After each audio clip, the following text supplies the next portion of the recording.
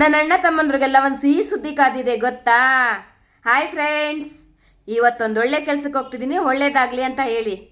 ನಾನು ಒಂದು ಕಾಲದಲ್ಲಿ ದನಿನ ಕೊಟ್ಟಿಗೆಲಿ ಜೀವನ ಮಾಡಿದಳು ಫ್ರೆಂಡ್ಸ್.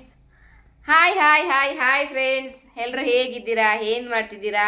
ಎಲ್ಲರೂ ಚೆನ್ನಾಗಿದ್ದೀರಾ ಅಂತ ಅನ್ಕೊತೀನಿ. ಯಾಕಂದರೆ ಜೀವನದಲ್ಲಿ ಚೆನ್ನಾಗಿರೋದಕ್ಕಿಂತ ಅದೃಷ್ಟ ಬೇರೆ ಇನ್ನೊಂದಿಲ್ಲ. ನಾನು ಅದನ್ನು ನಂಬಿರೋಳು. ಆದ್ದರಿಂದ ನೀವು ಯಾವಾಗಲೂ ಖುಷಿಯಾಗಿರೋಕ್ಕೆ ಆಸೆ ಪಡಿ, ಆಯಿತಾ? ಇನ್ನು ನೋಡಿ ಫ್ರೆಂಡ್ಸ್, ನನ್ನ ಮನೆ ಕೆಲಸ ಇಲ್ಲಿವರೆಗೂ ಬಂದಿದೆ. ನಂಗೆ ತುಂಬ ಖುಷಿ ಆಗ್ತಿದೆ ನಿಮ್ಮ ಹತ್ರ ಹೇಳ್ಕೊತಾ ಇರೋದು. ಕೆಲಸ ತುಂಬ ಚೆನ್ನಾಗಾಗಿದೆ, ದೊಡ್ಡದಾಗೂ ಬಂದಿದೆ. ನನಗೆ ಕೆಲವರು ಹೇಳ್ತಿದ್ದಾರೆ, ಅಕ್ಕ ಮೋಲ್ಡೆ ಹಾಕಿ ಸೀಟ್ ಹಾಕಬೇಡಿ, ಪಾಯ ಚೆನ್ನಾಗಿ ಬಂದಿದೆ ಅಂತ. ಬಟ್ ಮೋಲ್ಡ್ ಹಾಕೋವಷ್ಟು ಕೆಪಾಸಿಟಿ ನನಗಿಲ್ಲ. ಸುಮ್ಮನೆ ಯಾಕೆ ಆಸೆ ಮಾಡೋದು ಅಲ್ವಾ? ಹಾಸಿಗೆ ಎಷ್ಟಾಯ್ತೋ ಅಷ್ಟರಲ್ಲಿ ಕಾಲು ಚಾಚ್ಕೊಳ್ಳೋಣ. ಇನ್ನು ನಾವು ಮನೆ ಕಟ್ಟೋ ಜಾಗ ನೋಡಿ, ತುಂಬ ಕಾಡು ಥರ ಇದೆ. ಸ್ವಲ್ಪ ಜನಸಂಖ್ಯೆ ಕಮ್ಮಿ, ಗಾಳಿ ವಾತಾವರಣ ಜಾಸ್ತಿ ಇದೆ, ಸುತ್ತಮುತ್ತ ತೋಟ. ನಮ್ಮ ಮನೆ ಹತ್ರ ಇವತ್ತೊಂದು ಅಂಗನವಾಡಿ ಬೇರೆ ಹೊಸ್ದಾಗಿ ಓಪನ್ ಆಗಿದೆ.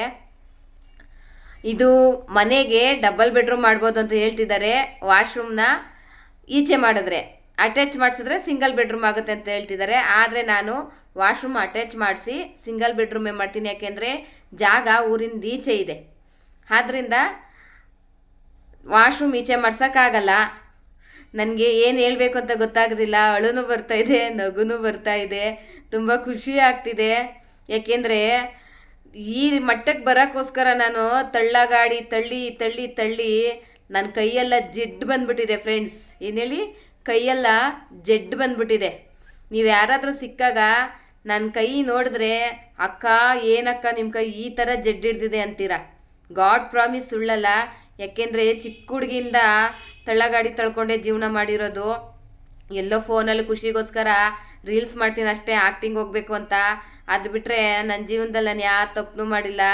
ನಾನು ಕುತ್ಕೊಳ್ಳೋದು, ನಿಂತ್ಕೊಳ್ಳೋದು, ಮಲ್ಕೊಳ್ಳೋದು, ನಾನು ಏನು ಮಾಡ್ತಿದ್ದೀನಿ ನನಗೇ ಗೊತ್ತಾಗ್ತಿಲ್ಲ ಫ್ರೆಂಡ್ಸ್. ಖುಷಿಗೆ ಈ ಥರ ಕಷ್ಟಪಟ್ಟು ಮಾಡೋರಿಗೆ ಅದ್ರ ಖುಷಿನೇ ಬೇರೆ. ಇರೋರು ಹೆಂಗೋ ಮಾಡಿಬಿಡ್ತಾರೆ. ಇದು ಕೂಲಿ ಮಾಡೋರ ಕಷ್ಟ ಕೂಲಿ ಮಾಡೋರಿಗೆ ಗೊತ್ತಿರುತ್ತೆ. ನಮ್ಮ ಮನೆಯವರು ಅಷ್ಟೇ, ತೂಕ ಎತ್ತಿ ಎತ್ತಿ ಕೈಯಲ್ಲಿರೋ ಕಾಲಲ್ಲಿರೋ ಮೂಳೆ ಎಲ್ಲ ಸೌದೋಗಿದೆ. ಯಾವ ಜನ್ಮದ ಪುಣ್ಯನೋ, ಬಂಗಾರದಂಥ ಗಂಡ ಸಿಕ್ಕಿದ್ದಾನೆ ನನಗೆ. ದೇವರು ಏನು ಮೋಸ ಮಾಡಿಲ್ಲ. ನನಗೆ ದೇವರು ತುಂಬ ಖುಷಿಯಾಗಿಟ್ಟಿದ್ದಾನೆ. ದುಡ್ಕೊಂಡು ತಿನ್ನಬೇಕು ಅನ್ನೋದನ್ನು ಬಿಟ್ಟರೆ ದೇವ್ರು ನನಗೆ ಯಾವ ಕಷ್ಟನೂ ಕೊಟ್ಟಿಲ್ಲ ಫ್ರೆಂಡ್ಸ್. ತುಂಬ ಖುಷಿಯಾಗಿಟ್ಟಿದ್ದಾನೆ. ಈ ಹಾಳಾದ ಜನಗಳೇ ಕೆಲವರು ನನ್ನ ಖುಷಿಯಾಗಿರೋಕ್ಕೆ ಬಿಡ್ತಿಲ್ಲ. ಇನ್ನು ಅಂಗನವಾಡಿ ನೋಡಿ ಇವತ್ತು ಓಪನ್ ಆಗಿದೆ. ಇನ್ನು ಇದು ನನ್ನ ಅಣ್ಣ ತಮ್ಮದಿರಿಗೋಸ್ಕರ ಸಿಹಿ ಸುದ್ದಿ. ಯಾಕೆಂದರೆ ನಾನು ಹೋಟ್ಲು ಮಾಡಬೇಕು ಅಂತ ಓಡಾಡ್ತಿದ್ದೀನಿ, ದೊಡ್ಡ ಹೋಟ್ಲನ್ನ. ಆದಷ್ಟು ಬೇಗ ನಿಮಗೆಲ್ಲ ಹೇಳ್ತೀನಿ. ಕಡಿಮೆ ರೇಟಿಗೆ ನಾನು ಊಟ ಕೊಡಬೇಕು.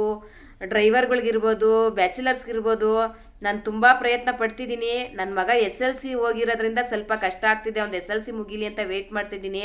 ಖಂಡಿತ ಮಾಡೇ ಮಾಡ್ತೀನಿ ಹೋಟ್ಲನ್ನ. ಹಾಳುಗಳು ಇಕ್ಕೊಳ್ಳಲ್ಲ. ಹಾಳುಗಳು ಇಕ್ಕೊಂಡ್ರೆ ನೀವು ಅದಕ್ಕೆ ದುಡ್ಡು ಕೊಡಬೇಕಾಗತ್ತೆ ಜಾಸ್ತಿ ಊಟಕ್ಕೆ. ಅದರಿಂದ ಆಳುಗಳು ಇಕ್ಕಂದಂಗೆ ಕೆಲಸ ಮಾಡ್ತೀನಿ.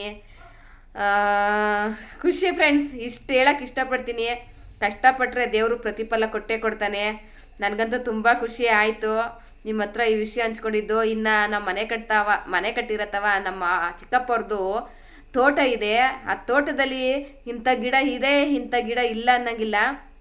ನಾವು ಚಿಕ್ಕಪ್ಪ ಅನ್ನಲ್ಲ, ಅಣ್ಣ ಅಂತೀನಿ. ದೃಷ್ಟಿ ಆಗುತ್ತೆ ಬಿಡಮ್ಮೋ, ಗಿಡ ಎಲ್ಲ ಒಣಗೋತವೆ, ವಿಡಿಯೋ ಮಾಡಬೇಡ ಅಂತಿತ್ತು ನಮ್ಮ ಅಣ್ಣ. ಸುಮ್ಮನಿರಣ್ಣ, ಏನೂ ಆಗಲ್ಲ ಅಂತ ವಿಡಿಯೋ ಮಾಡಿದೆ. ಪೂಜೆಗೆ ಹೂವು ಆಗ್ಬೋದು, ಬದನೆಕಾಯಿ ಆಗ್ಬೋದು, ಹಾಗಲಕಾಯಿ ಆಗ್ಬೋದು, ನೆಲ್ಲವರೆಕಾಯಿ ಆಗ್ಬೋದು, ನುಗ್ಗೆ ಸೊಪ್ಪು ಆಗ್ಬೋದು, ಮೇಕೆಗಳಿಗೆ ಬೇವಿನ ಸೊಪ್ಪು ಆಗ್ಬೋದು, ಗಸಗಸೆ ಸೊಪ್ಪು ಆಗ್ಬೋದು, ಹಸಂಡೆಕಾಯಿ ಗಿಡ ಆಗ್ಬೋದು, ಪ್ರತಿಯೊಂದು ಇದೆ. ಇಂಥದ್ದಿಲ್ಲ ಅನ್ನಂಗಿಲ್ಲ. ಎಲ್ಲ ನಮ್ಮ ಚಿಕ್ಕಪ್ಪ ನಮ್ಮಂಗೆ ನ್ಯಾಚುಲರು ಎಲ್ಲನೂ ಮಾಡಿದ್ದಾರೆ. ಇನ್ನು ಸೀತಾಫಲ ಇದು ಎಲೆಗಿಂತ ಕಾಯಿನೇ ಜಾಸ್ತಿ ಇದೆ ಈ ಗಿಡದಲ್ಲಿ. ಎಲ್ಲರಿಗೂ ಒಳ್ಳೇದಾಗಲಿ ಫ್ರೆಂಡ್ಸ್. ಕಷ್ಟಪಟ್ಟವ್ರಿಗೆ ಸುಖ ಉಂಟೇ ಉಂಟು. ಏನಾದರೂ ತಪ್ಪಾಗಿ ಮಾತಾಡಿದರೆ ಕ್ಷಮಿಸಿ ಫ್ರೆಂಡ್ಸ್. ವಿಡಿಯೋದಲ್ಲಿ ಎಲ್ಲರಿಗೂ ಒಳ್ಳೇದಾಗಲಿ, ದೇವರು ಎಲ್ಲರಿಗೂ ಒಳ್ಳೇದು ಮಾಡಲಿ, ಆಯಿತಾ?